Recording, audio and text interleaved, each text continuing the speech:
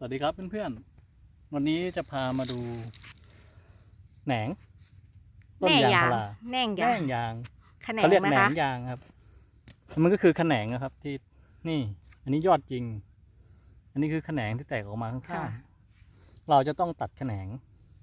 เพื่อให้ต้นเขาสูงขึ้นนะครับใช่ ถ้าไม่ตัดแขนงต้นมันจะไม่สูง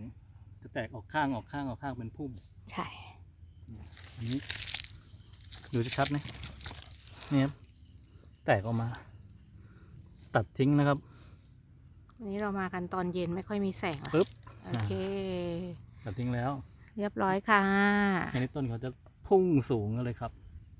อันนี้ประมาณ6 โมงเย็นแล้วนะครับใส่ปุ๋ยก็ยังไม่เสร็จเลย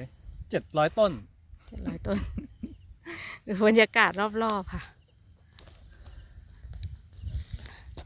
เริ่มมืดแล้ว